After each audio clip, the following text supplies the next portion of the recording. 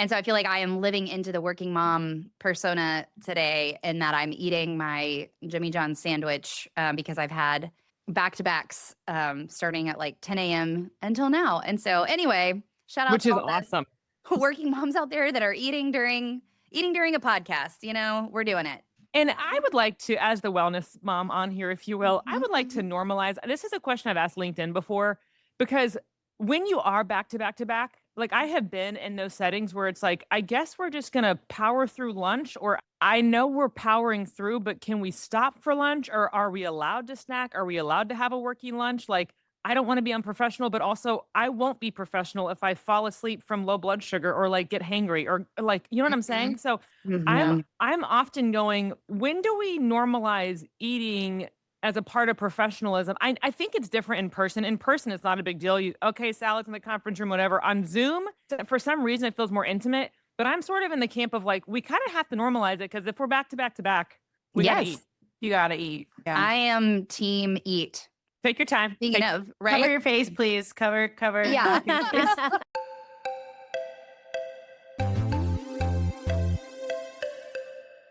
Hey, everybody. Welcome to episode 6 of Get Mom Ready. And I am wrapping up eating my lunch. It's morning over there in Hawaii where Meredith is, which, by the way, Meredith, I saw on the news that there's like some bad weather coming to Hawaii. Don't right? even say it. I don't know. I couldn't Okay. tell you. So, Well, then never mind. Great. Pretend I What's didn't the say that. news? What is Good Morning America? Yeah, we don't need that. I don't know But- if it's coming. That's great. Yeah, I want to do a couple things here before we jump into our conversation today. First of all, to encourage everybody to go to getmomready.com, where you can subscribe to get our weekly email dropped in your inbox for our weekly podcast that we drop every single week. And then for our paid subscribers, we have bonus content, behind the scenes content, and templates and tools and all the things that are all there in our paid community at getmomready.com. And then also want to encourage everybody to go over to Instagram at GetMomReady and join us. We want to hear from you. Like, comment, follow, share, all the things. And then last but not least, PDPed, our sponsor. You can use code MOMREADY for 20% off your first order over at pdped.com. My daughter loves her PDPed. She picked them out this morning to wear to school. They are I can't remember, I think they're called the Flex. They're like orange and pink.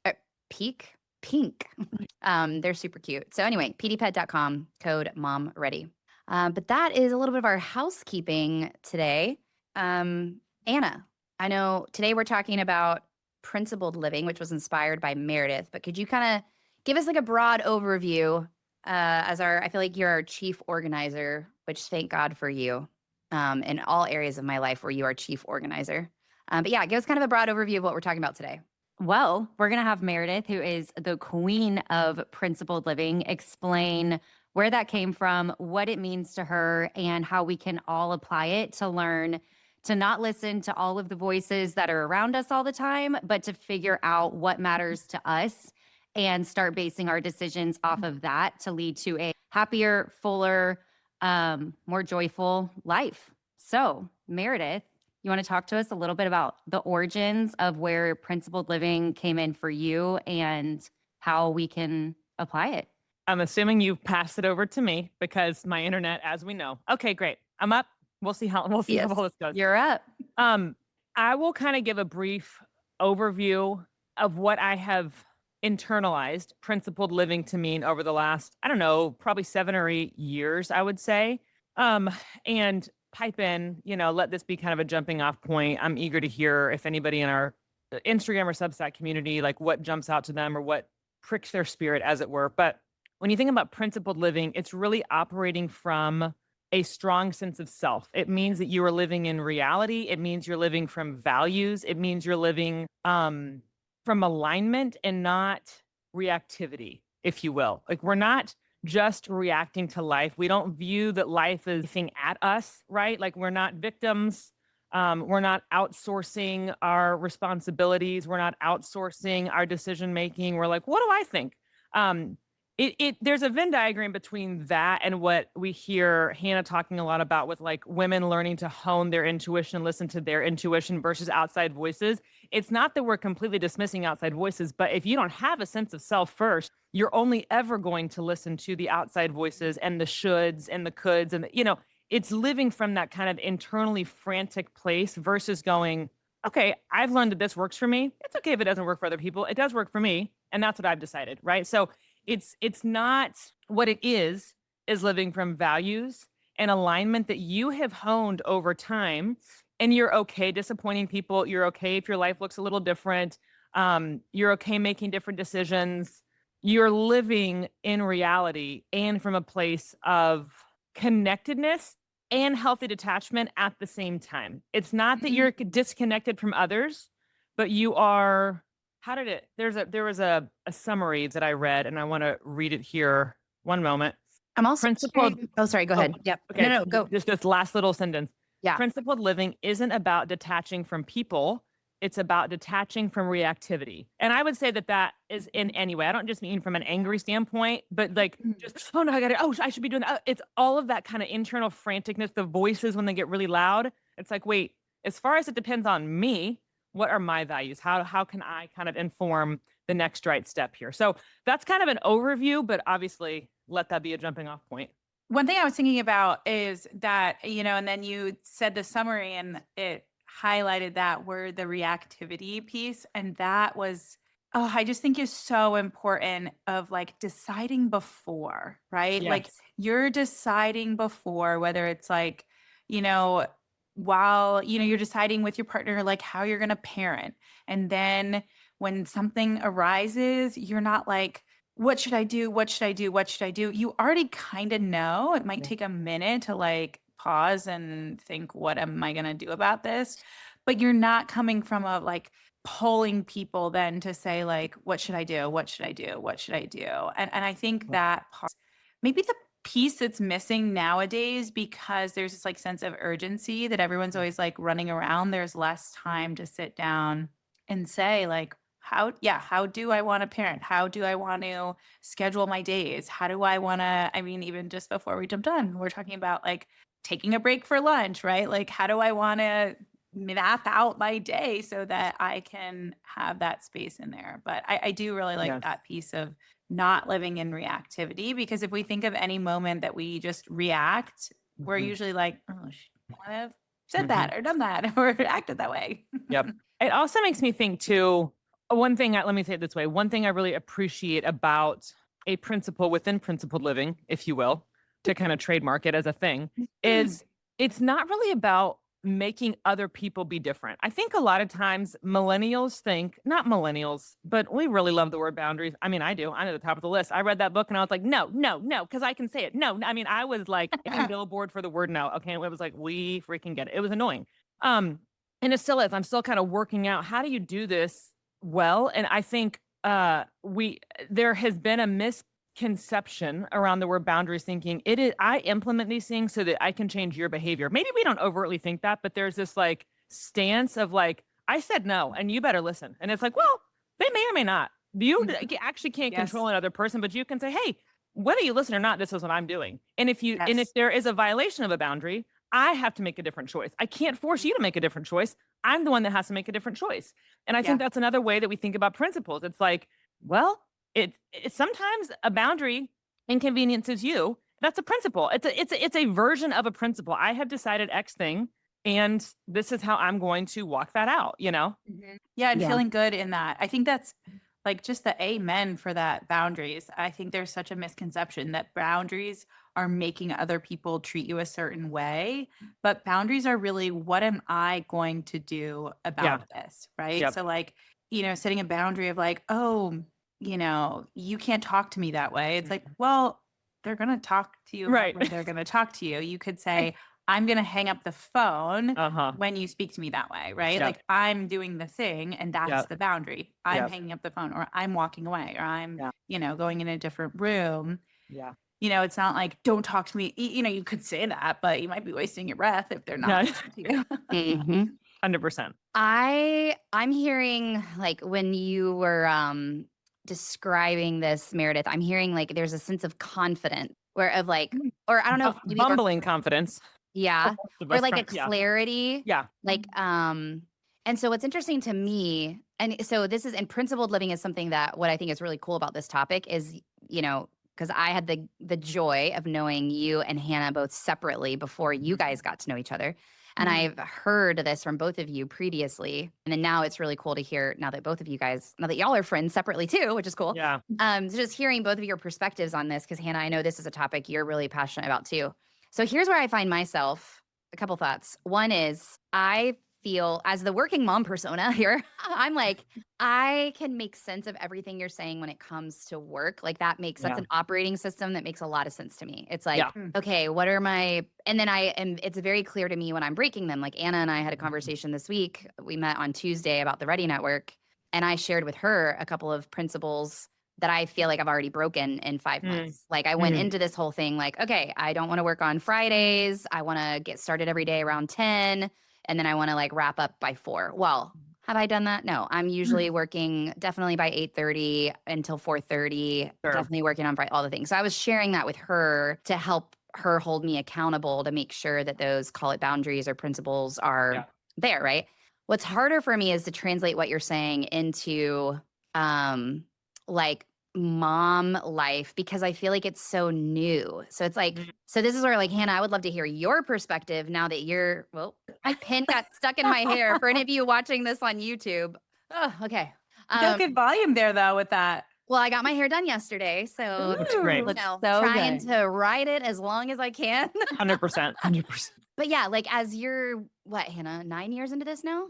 How old is she? 8 and a little, 8 and a half. So like, cause I'm like, yeah, some days Iris is a joy but other days it's like she's throwing a tantrum that I've never seen before. What does it look like for me and then, sorry, one more thought and then I'll shut up for now. I also think as you, Meredith and Hannah have been talking, that we should put together some resources on like, for our paid community of like, here are questions to ask yourself prepartum, which is that even a term? I've been saying that. We're going to say it. It is now. I don't know. Yeah, I think it is. Okay, cool. But like here's like questions to ask yourself prepartum that help That could be you. part of my course. Yes, exactly. And then it's like, okay, it's been X amount of weeks postpartum. Now it's been X amount of months postpartum. Now it's been a year postpartum. Now it's been 3, So anyway, those are all of my thoughts. I think one, it's like, yes, confidence, and then also flexibility, right? Like knowing when things change, you know that you can make that change. I think with our first, even just when you reminded me of like prepartum and postpartum, I remember when our first was born, we were like, we want 2 weeks or 1 week all by ourselves. We don't need help. We don't need help. We don't need anything. And then like, the second, I'm like, Mom, when are you coming? And, the third, we're like, please, whatever. And I would try to tell people that, like, when they would have their first, I'm like, I know you don't think so, but you're going to want the help. Like, even if they're just cleaning or making, whatever. And so I think it's like, sometimes you kind of have to learn, and you might not, the questions you might ask yourself ahead of time, you might be like, I feel really good about this. Like, and Dave and I we felt really good about like, we really want this, like our own little bubble. And it's just going to be so intimate because it's like our new baby. And then later we were like, oh my gosh, this is so much work. I wish we weren't so, like independent. Yeah. Or just like hell bent on like, we're gonna, we're gonna do this all by ourselves. Or independent. That's a good one. But I also will say like it takes practice. Like I think again too, like you have a new baby and you're like, what am I doing? And then you have your third baby and you're like, okay, I know how to do this. Like maybe the baby's different in a lot of ways. Like I have to use different ways to soothe them or feed them or whatever it is, but you feel more confident. And I think it's also funny too, like when the pediatrician came to our house for our third, she was kind of like, yeah, she's a little, a little underweight, but that's okay. I trust you. Like, okay. Like, whereas like I was in tears the first. Right. Yeah. Oh, with the first, it was like 6 months before I didn't go to a pediatrician appointment and she wasn't seeing me in tears. So I wonder, because we're talking about like, we're going to encounter new stages of life, with our kids, but also just in life in general. We're going to have circumstances change that we can't foresee, or sometimes we even choose them. But from what I'm hearing, maybe you kind of determine your big picture principles that you want to live by in general. And you can apply that in all areas of your life. And so, even though the stage may be new to you, like, okay, for the first time ever, we have a teenager, for example, we have no idea what we're going to do here, but we know that our values are family time, honesty, no screens after 9, like whatever it is. And you can kind of, like you said, Hannah, it's always about practice and learning. But is that kind of right, Meredith? Or is it kind of like in different pockets of your life, you use different principles to guide those areas? A good question. It's a great question. And I think that perhaps, because I don't know, I didn't write the book on principled living. I'm like, Lord, been bumbling through this topic for the last 8 years. Thank God for therapists and good friends. And I don't say that like, I mean, like literally thank God for good therapists and good friends. Okay. But what my thought is around what you're describing, Anna, is like we could almost call those secondary principles, because to me, my thought around it is like my principles first are less about the rules of engagement and maybe that is rules of like the things around the screen time, or we have family time. Like those are to me values. And of course your principles come from values and vice versa and blah, blah, blah.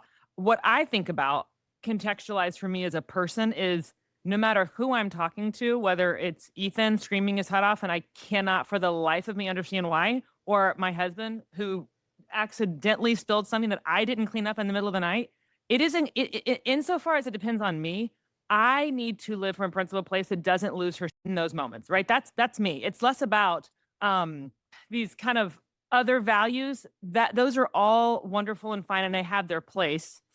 But it's more so about your internal operating system. And like, I don't want to be reactive. I am, but that's going to look different for everyone. Some people are not reactive. I am quick to anger, quick to assume the worst. I notice that as a pattern over and over and over. And so for me, when I'm healthy, I'm actually quick to apologize. Ask Scott, I suck at apologizing. Okay. I'm quicker to apologize. I am able to kind of go, let's not react. Let's take a deep breath first. Let's make a different choice here. And so to me, when I think about principled living, it's more so about my internal operating system at like a basic level of how I want to show up in the world, how I want to show up in a relationship. And I think a really big thing about this concept that is really hard, it's really hard, is that the guiding principle, sorry, we're going to overuse that word because that's the best my brain can do right now. Okay. The guiding principle in all this is that you show up as consistently as you can based on the values that you have set for yourself, no matter the situation. So if you think about like in a family system, if there's high anxiety or dynamics that are just ages old, like a tale as old as time, if you will, and this is how our family operates, and you decide to do something different, well, it ain't going to fly. But you've decided, I want to do something different here, right? So anxiety is going to get high, and you still have to kind of stand your ground of like, no, I've decided this is how I'm going to be. I'm not going to yell back. I'm not going to engage that dance anymore, right? Or I'm not going to overqualify myself to my group of friends if I don't want to do something. It doesn't mean I don't love you. It means I don't have it to give. Like we start to kind of recognize our patterns and the dances, if you will, that we engage in. And we go, well, that's exhausting. I don't want to do that anymore. Right. And so that's kind of the deeper work of principled living. And honestly, if anybody wants a book that you will throw across the room several times, but it's very, very, very juicy and good, dense, but good. It's called Extraordinary Relationships. And it's basically, the idea is defining your sense of self-differentiation, even in systems that would want you to kind of stay the same, even if you're trying to do something different. It's hefty, but it's very good. Anyway, I wanted to just throw that in there in case anybody listening is like, well, where do I learn more about this? Go with God and get the book Extraordinary Relationships. Is it the Roberta Gilbert? Yes. Okay. Well, what I love about this is like the cover is terrible. It's from the 80s. Like it is, it's older than we are, and it is wow, it stands. It still holds test of time. Yeah. Well, I That's think it's so good too. Like this is like something we're talking to our kids about all the time of like, who do you want to be, and sometimes they're acting different ways and with different populations, I want to say, Yeah, but yeah, it's like people, one way yeah. at or whatever. school, they're Yeah. acting one way at home with their siblings, like they're acting, you know, another way at church, and you're like, you don't talk to your teacher this way, like, you know, why I does know. your teacher get all that respect? And so I think sometimes the question is like, is this the character that you want Yeah. to be showing in all Yeah. of your, you know, with your siblings or with your Yeah. friends or with your family, or and it's true for us too, right? Like I think too, like when we're role models for our kids, it's important, you know, Yeah. that you're treating everybody with respect no matter where you are or who you're talking to. That you're not like, you know, lashing out at someone because they like get your coffee order wrong or like, you know. Are Yeah. these, when you guys are saying principles, are these things that are written down that you go back to? Is this a feeling like that guides you where you're like, I'm in this situation, my nervous system's acting up, so I need to go back and be rooted in principles. Like, what does that look like for you guys? It's a both and for me. There was a time where in like a group therapy setting where this was top of mind and really getting discussed in that setting where, you know, part of the work was to write down the principles that you want to guide you, right? I also think too, now more so, it comes back through group feedback, through friends who are like-minded in this and who are like kind of able to remind you of your principles. So I think it's a both and. I think it depends on what works for you, honestly. What do you think? What do you think, Hannah? Like, is this something? Oh, and then my follow-up question is, do you guys have family principles? That's something that Elliot and I have not done yet. Or like, yeah. Yeah, so that's so interesting. I felt the same way, you know, when someone's like, "What's your favorite music?" Yeah, and then you're like, And then like, what is this gonna say about me? Like when I say that, you know, like you want to be like cool and not like just like so basic. And no, so I think if Dave and I were to sit down, I think we would probably come up with the same principles, but they're nowhere written. I remember a friend of ours like once asked that. They were like, "Do you have like a family mission?" And I was like, "No," but like it's a great idea. I mean, I think like character wise, obviously our family believes in God, and so like we want to treat other people you know, in ways that are loving and caring and thinking about other people and being generous and things like that, and holding our family values as extremely important, holding relationships as extremely important, but also like working together as a family. So I think those would probably be some basic ones that we would hold, but this gives me some homework. I know. I'm like, okay, Meredith and Hannah are gonna come up with a template for all of us, and we're gonna Yeah, right. and share. Yeah. And Have you met me? I have zero structure. I'm like, that's cute. All right. Well, Okay, we'll we'll make the Hannah- template. yeah, we yeah. can, Enneagram yeah, one. Anna and Yeah. Hannah can do it. We'll Yeah. make a little. You two and can put, rock like, on. what questions? Yeah, what questions to ask about? Like, what's important to you? What do you? I love it. I think too it is like, what do you want to carry with you Yeah. from your own family of origin? I think that is super important. And so funny, my family does this thing that's called a camp cheer, and it's like a series of like clapping. And I wonder if I want it so bad. camp, yeah, like what camp it was. So whenever like something like really good, they would be like camp cheer for Hannah, and then you like everyone would That's just, cute. I have to. yeah. So cute. So, anyways, I think that is I'm like, oh, we should do that. Like we definitely do celebrate each other, but something like goofy and fun is Mhm. I special. love that. And So yeah, good. I think like looking back at what you loved or wished you had in your childhood. And then, two, one of the things that I do when I'm at my best is I think about myself, you know, when Emmy is and any kids are fully out of the house. Like, what do I want to look back and remember? And what do I want her to remember and carry with her when I am no longer, you know, doing all of the motherhood things and I'm just at home, maybe reading a book? Like, what do I want to look on these, you know, best years that everyone, you know, talks about cherishing and how fast they go? And like, what do I wish that they looked like? And how can I be that just in this moment, you know? Yeah. So good, Anna. You're so good at having that mindset. So I did some work 5 years ago, literally 5 years ago, like to the day.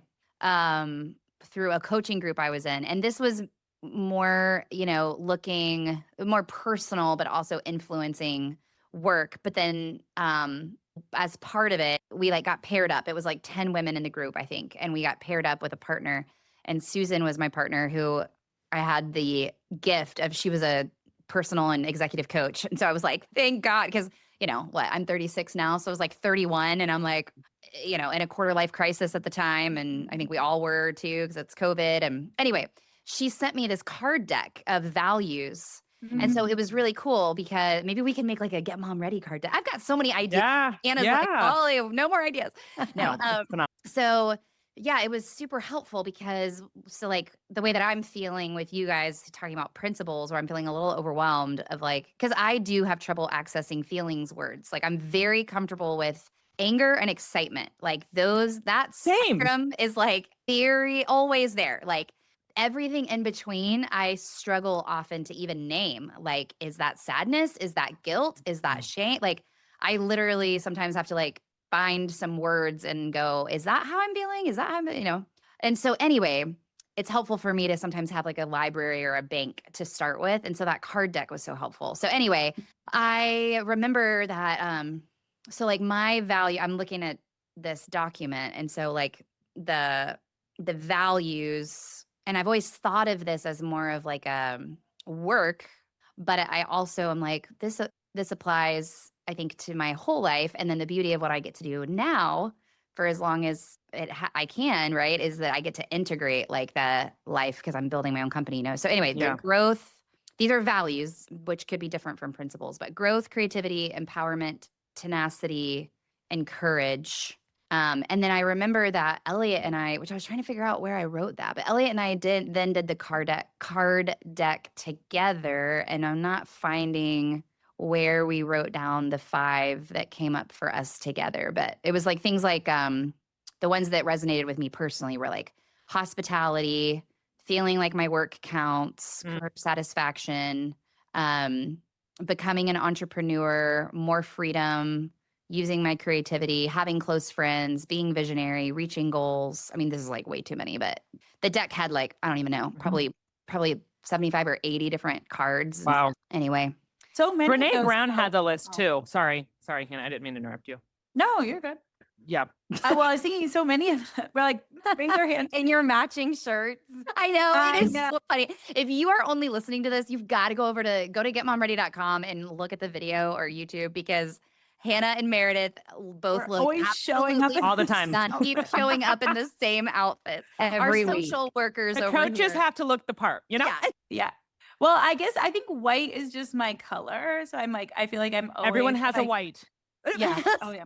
I thought about that too. I was like, are we wearing the same white? Am I the pure white? Am I the winter white? Am I the, Who can say? We got to get a House of Color girl. Anyway, next, keep going, Hannah. Back to the regularly scheduled programming. Sorry. Yes. A little break for House of Color sponsor. Yes. Pack sign up, baby. Show us our colors so we can look amazing. Oh, well, I was just thinking so many of those can also be like your things you want to pass down, like working hard, creativity, courage, growth. Like a lot of those things are things that you could pass down in a family. Mm-hmm. Yeah. I just had a thought. I don't want to You turn can the conversation, derail. but it's looping back to something that Anna said. I think a phrase that we use in our friend group a lot. Scott, literally, like, thank God for these women. They've probably saved my marriage definitely more than once. Anyway, that's awesome. The phrase that we use that I think might be helpful, back to kind of what we were talking about earlier, Anna, is, am I walking out of myself? That's a really good question to ask yourself. So like whether it's work, personal life, mommyhood, sisterhood, friendship, daughterhood, whatever role you're in, and you're starting to feel a little out of alignment, like brakes are getting hit here, you can ask yourself, am I walking out of myself here if I don't fill in the blank, right? If I don't say exactly what I'm feeling, or disappoint this person because I actually want to do something different, or make a different choice, like whatever. I don't have an example off the top of my head, but you know what I'm saying? That is a very helpful question. And it's a really hard question to ask other people. Like, hey, am I walking out of myself here? Here's the situation. Do you see me walking out of myself here? And in my friend group, we ain't afraid to say, yeah, girl. And you know who you're mad at? Yourself. And I love you. Here to hold space. Oh, Wow, this is amazing. Could you, for our people that maybe it's a little bit harder to access feelings, Yeah. could you describe what that feeling? Because, like, I think yes, you could ask You're other so good. people what that would feel like, but what to you is the feeling of like, Yeah. I'm betraying myself? Oh gosh, that's such a good question. You might be a therapist if Hannah, you're so good. Okay. I think for me, it has felt internally like a mayday. Now, how this practically can look, that I've seen it look for myself, for other people, whatever, is like if you're delaying responding to a text, you might be trying to figure out, how do I not walk out on myself, but also maybe that's the easier way to go. So I'm probably going to, but how do I do it in the least egregious way possible? Like that, you don't maybe have those conscious thoughts, but you are going, I don't want to disappoint Sally Sue here, but I can't do that. And I don't want to tell her I can't because I don't want to. So I got to make it an excuse. And now you're in your head all night and you've left it unread and then you get it back to her in the morning. That's a practical example that how often do we see that within ourselves, our friends, whatever, of like, oh, okay. Instead of just being like, girl, I wish I could. I don't have it to give. I'm at capacity this week. Why are we so scared to be honest and clear? Because it's not about the other person. So that's a little bit of a detour. But I think for me personally, it's this internal sense of mayday, or a little bit of a pit in the stomach. And that's my clue to go, something's happening here. What is it? Yeah. The pit in the stomach. That's yeah, that's how I feel. And I think too, what you said, the thing about the text message Hello. is so true. Like, why do we not want to disappoint other people, but we're okay just disappointing ourselves? Yeah. oh my gosh, because we want to Yeah. be liked. I mean, that's yeah, because I Mhm. want to be liked, and I care what people think because I want to be liked. Yeah. Same. Well, I don't want to and, disappoint. like, I don't want that person to feel like I don't love them. Like it I feels know. like even if my reason is totally valid, like I'm at capacity and I love you, it still feels like, but what if I'm not being a good friend to them? Or what if I really am letting them down? Like it's always that fear of like, what if they really need whatever they're asking for or whatever they're wanting? And yeah, but also, it's both. But it's ironic because this is the thing that gets me fired up on behalf of women.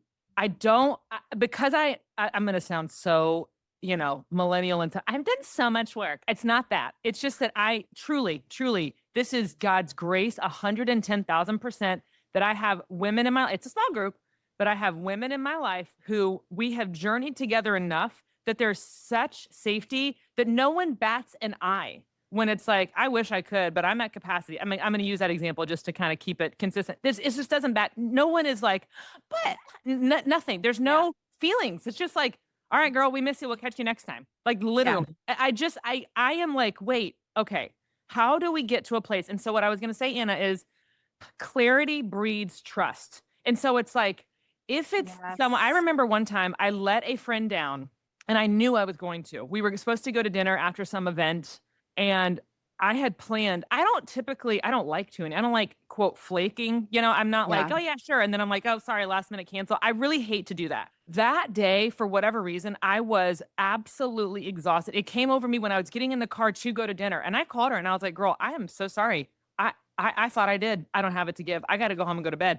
And she's like, but and she's starting to negotiate. And I was like, I love you. I'm so sorry. And she's like, man, I'm bummed. And I was like, yeah, I am uncomfortable with you being bummed and I have to sit with that. Like literally, I think I said that out loud. I was like, I know I've disappointed you and I rain check because I am I'm exhausted. And guess what? There was enough relational safety that she's like, I could hold her disappointment. She could say it and I could go, I know, I hear you. I'm so sorry. I hate to do this. I gotta. And it was fine. It literally was fine. And we go to dinner often enough. Like it's not like once every 6 months, this was one time. And even then, it's okay to disappoint and it's okay to say, I can't do this, but I can do this. Like if it helps you to think of a template, like I can't do that tonight, or I thought I could, I just can't. More often than not, people really appreciate your honesty and your self-reflection because it gives them permission to do the same. Yes. And they're like, thank you for trusting me enough to be honest with me. I get it. Truly only people that err on the side of a little unhealthy or a little less aware are going to be like, but, like Yeah, more and be often than not, people are way more compassionate and empathetic than we give them credit for, but we're so up here about it.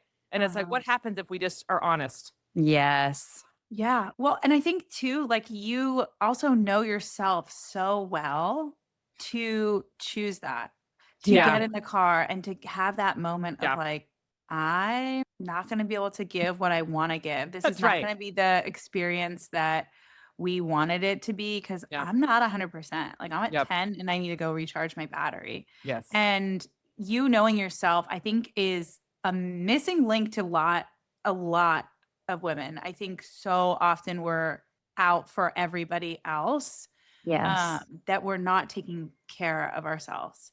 And the one thing I was thinking about when you guys were talking is like our deepest like desire is to be known and Mhm. loved. Mm-hmm.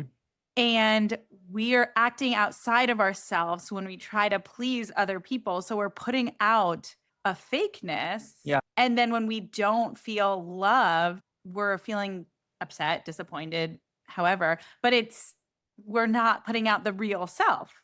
And Yes. so we're like the fake self is being rejected. Yeah. And then the real self is like kind of hidden. Yeah. But Yeah. if you just put out your real self and, you said how you felt and somebody met you, oh, wow, I totally get it. It's okay.